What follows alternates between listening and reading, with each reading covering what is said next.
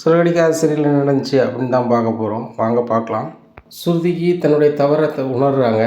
நம்ம அங்கே இருக்கும்போது எவ்வளோ பாதுகாப்பாக இருந்தோம் ரவி வீட்டில் இருக்கும்போது, இங்கே வந்து 1 நாள் 2 நாள் ஆகுறதுக்குள்ளே நம்மளுக்கு பாதுகாப்பே இல்ல. நம்ம வந்து கண்டிப்பாக நம்மளுக்கு பாதுகாப்பு இருக்கணும், நம்மளுக்கு பாசமாவும் இருக்கணும், நம்ம சந்தோஷமாவும் இருக்கணும்னு நெனச்சோம்னா, அது கண்டிப்பாக ரவி வீட்ல தான் நடக்கும். நம்ம ரவி வீட்டுக்கே போயிருவோம் அப்படின்னு சொல்லிட்டு ரவிய போய் நேரா ரெஸ்டாரண்ட்டில பார்த்து அவங்க வீட்டுக்கு போயிடுறாங்க. அங்கே போனோம்னா அண்ணாண்டு வீட்ல ரொம்பவே சந்தோஷமா இருக்காங்க. இங்கே சுதாவுக்கும் வாசுதேவனுக்கும் ரொம்பவே ஏமாற்றமா இருக்குது. இந்த சுருதி வந்து நம்ம வீட்டிலே இருப்பா, மருமகன் நம்மளே கொண்டு வந்துடலாம்னு நெனச்சோம்னா இப்படி ஆயிடுச்சு அப்படின்னு சொல்லி ரொம்பவே ஃபீல் பண்ணிகிட்டு இருக்காங்க. அப்போ வாசுதேவன் சொல்கிறாங்க, "கண்டிப்பாக சுதா நம்ம மகா வந்துருவா" அப்படிங்கிறாங்க. "எப்படிங்க சொல்கிறீங்க?" அப்படிங்கிறாங்க. "இல்லை நம்ம ஒன்று சொன்னோம்னா அவள் ஒன்று செய்வா. எதையுமே வந்து ரெகுலராக அவள் ஃபாலோ பண்ண மாட்டா. இன்றைக்கி அவளுக்கு பிடிக்கும், நாளைக்கு அது பிடிக்காம போயிடும். அதே மாதிரி அங்கே ஏதாவது சின்ன பிரச்சனை வந்தாலும் அங்கே வந்துருவா. நம்ம அதை சொல்லியே ஊதி பெருசாக்கிடலாம். ஒன்றும் பிரச்சனை இல்லை, நீ கவலைப்படாத, கண்டிப்பாக நடக்கும்" அப்படிங்கிறாங்க. உடனே ஆமாங்க நானும் அதை எதிர்பார்த்து தான் இருக்கேன். கண்டிப்பாக இன்னொரு வாட்டி சுருதி வந்தாலும் நம்ம வீட்டை விட்டு அவள் போகவே கூடாது, அப்படி பண்ணணுங்க அப்படிங்கிறாங்க. சரி அதுக்கு வாய்ப்பு வரும், வராமையே போகும் அப்படின்னு நினைக்காங்க. இந்த சூழ்நிலையில் சுதா நினைக்காங்க, நம்ம வந்து சும்மா இருக்கக்கூடாது, நம்ம நிம்மதியை கெடுத்த அந்த விஜயா வீடு நிம்மதியாகவே இருக்கக்கூடாது, அண்ணாமலை நிம்மதியாகவே இருக்கக்கூடாது, நம்ம அசிங்கப்படுத்திகிட்டே இருக்கணும், நம்ம பண்ணுற அசிங்கத்தில் வீட்டுக்குள்ளே ரணகலாம் வரணும், என்ன செய்யலாம்னு யோசிக்காங்க. அப்போ தான் அவங்களுக்கு ஒரு யோசனை வருது, மீனாவையும் முத்தையும் விஜயாவுக்கு சுத்தமாகவே பிடிக்காது, அவங்கள உசுப்பேத்துற மாதிரி என்ன பண்ணலாம் அப்படின்னு சொல்லிட்டு யோசிக்காங்க. அப்போ நேராக விஜயா வீட்டுக்கு போகிறாங்க. "எங்க 4 முழம் பூ வேணும்" அப்படிங்கிறாங்க. "நீங்கள் பூக்கடை தான் வச்சுருக்கீங்க" அப்படிங்கிறாங்க. விஜயாவுக்கு ரொம்பவே அசிங்கமாக இருக்குது.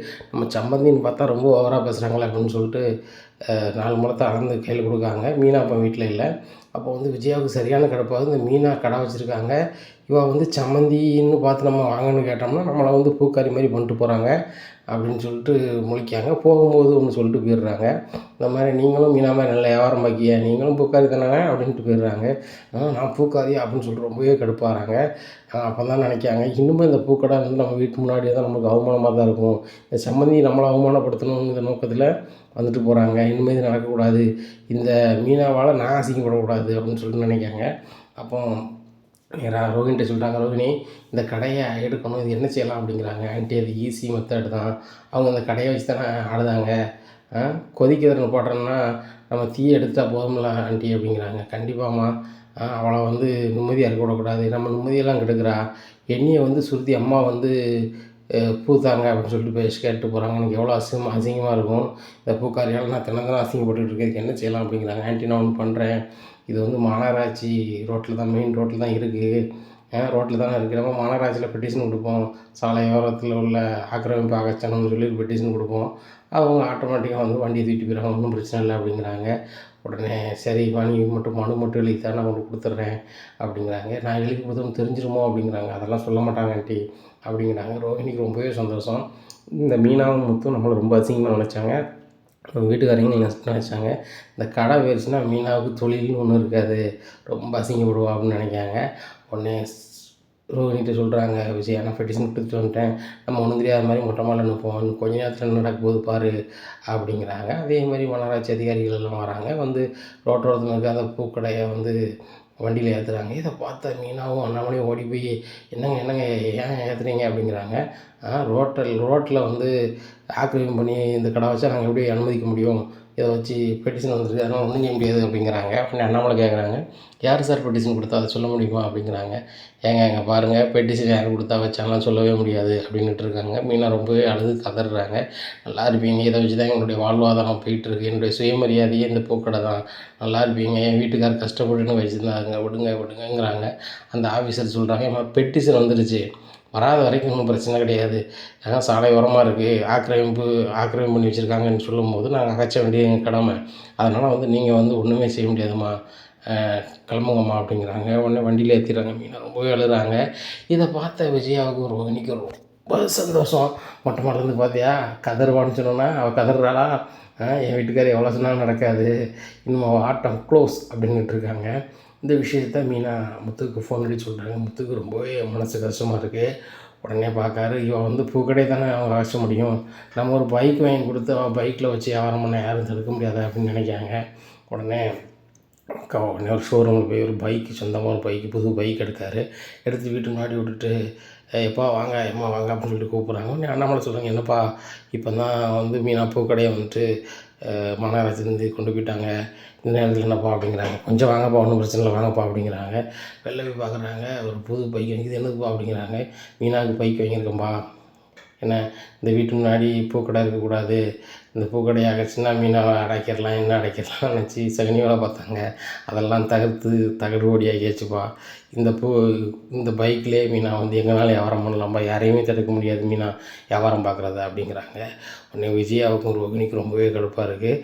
நிறைய பேருக்கு இதை கடை அடைச்சதன் மூலமாக மீனாவை வந்து மட்டம் தட்டிடலாம், அவளை வந்து வீட்டுக்குள்ளே நினச்சிருக்காங்க. அதெல்லாம் நடக்கவே நடக்காதுப்பா, என்றைக்கும் என் பொண்டாட்டி சுயமரியாதையோட வாழணும் அப்படிங்கிறாங்க. மீனாவுக்கு ரொம்ப சந்தோஷம்.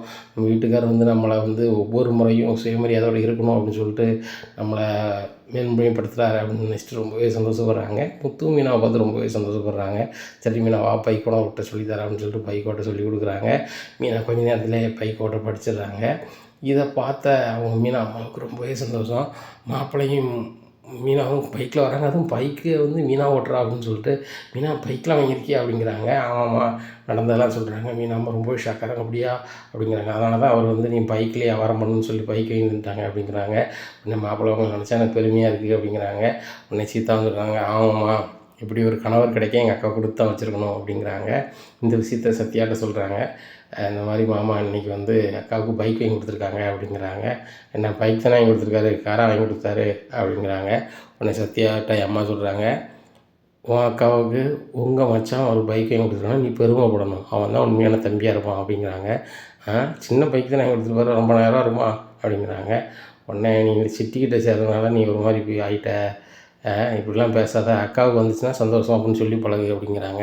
உடனே கோயிலில் போய் அர்ச்சனை பண்ணுறாங்க. முத்து பேர்லேயும் மீனா பேர்லேயும் அந்த வண்டி பேர்லேயும் அர்ச்சனை பண்ணுறாங்க அவங்க அம்மா. உடனே மீனா ஃபோன் அடிச்சு சொல்கிறாங்க, மீனா எனக்கு ரொம்ப சந்தோஷமாக இருக்குது, மாப்பிள்ளை ஒன்று நல்லா பார்த்துக்கிறாரு, உங்கள் அப்பா இப்போ இருந்தால் கூட ரொம்ப சந்தோஷமாக நினைப்பாருடி அப்படிங்கிறாங்க. உடனே ஆமாம்மா எனக்குமே ரொம்ப பெருமையாக இருக்குது, ஏன்டா ஒரு வார்த்தை சொல்லலாமா, இந்த மாதிரி கடையை வந்து மாநகராட்சியிலேருந்து தூக்கிட்டு போயிட்டாங்க அப்படின்னு சொல்ல தான் செஞ்சேன். உடனே கொஞ்சம் பொறுமையா அப்படின்னு சொல்லிட்டு உடனே வீட்டுக்கு வந்தாங்க. இப்படி பண்ணிட்டாங்க, ரொம்பவே சந்தோஷமாக இருக்குது. மாமாவும் ரொம்ப சந்தோஷமாக இருக்காங்க. கடையை தூக்கிட்டு போனதுலேருந்து மாமா ரொம்ப கொஞ்சம் நேரத்துக்கு ஒரு மாதிரி ஆகிட்டாங்க. இப்போ இவர் வந்து பைக் வாங்கிட்டு வந்த பிறகு தான் மாமா வந்து நிம்மதியாக இருக்காங்க. ஆனால் என்ன எங்கள் அத்தையும் ரோஹிணிக்கு தான் சுத்தமாகவே பிடிக்கல அப்படிங்கிறாங்க. இந்த வேலையெல்லாம் யார் பார்த்துருப்பான்னு நினைக்கிறேன் மீனா அப்படிங்கிறாங்க. எனக்கு யார் பார்த்துருப்பாங்கன்னு தெரியுதுமா, இருந்தாலும் ஒரே குடும்பத்தில் வந்துட்டு இது நான் பேச விரும்பலை அப்படிங்கிறாங்க. உடனே இந்த விஷயத்தில் நீங்கள் வந்து பொறுமை கேட்க ரொம்ப நல்லது தான், உன் பொறுமை யாருக்கும் வராது மீனா அப்படின்னு சொல்லிட்டு ஃபோனை வைக்காங்க. இந்த சூழ்நிலையில் கடவுளுக்கு ரொம்பவே நன்றி சொல்கிறாங்க மீனா அம்மா. பரவாயில்லை, இந்த வயசில் அவளுக்கு இவ்வளோ பொறுமையாக கொடுத்துருக்கே கடவுளே அப்படின்னு சொல்லிட்டு இந்த சூழ்நிலையில் முத்துக்கிட்ட மீனா சொல்கிறாங்க, எனக்கு பைக் வாங்கி தரணும்னு உங்களுக்கு எப்படி தோணுச்சு அப்படிங்கிறாங்க. உனக்கு பூக்கடை வைக்கணும்னு எப்படி தோணுச்சோ அதே மாதிரி தான், நீ வந்து கடையை தூக்கிட்டு பார்த்துட்டாங்கன்னு சொல்லும்போது என்னால் மனசுக்கு தாங்கவே முடியல, அதை உனக்கு பைக் வாங்கிட்டேன் அப்படிங்கிறாங்க. மீனா என் மேலே இவ்வளோ பாசம் வச்சுக்கிட்டு ஏங்க சில நேரம் என்கிட்ட வந்து முரண்டு பிடிக்கிங்க அப்படிங்கிறாங்க. பொண்டாட்டிட்டு எல்லோரும் முரண்டு பிடிக்கிறதான், அதுக்காண்டி பொண்டாட்டி ஒன்று நான் விட்டு கொடுத்த முடியுமா அப்படிங்கிறாங்க. இந்த மீனா ரொம்பவே சந்தோஷப்பட்டு முத்து நெஞ்சில் சாயிறாங்க. இனி என்ன நடக்கும் இந்த முத்து மீனாக்குள்ளே அப்படிங்கிறத பொறுத்திருந்து பார்க்கலாம். நம்ம சேனலை நீங்கள் மறக்காமல் லைக் அண்ட் சப்ஸ்கிரைப் பண்ணுங்கள். நன்றி, வணக்கம்.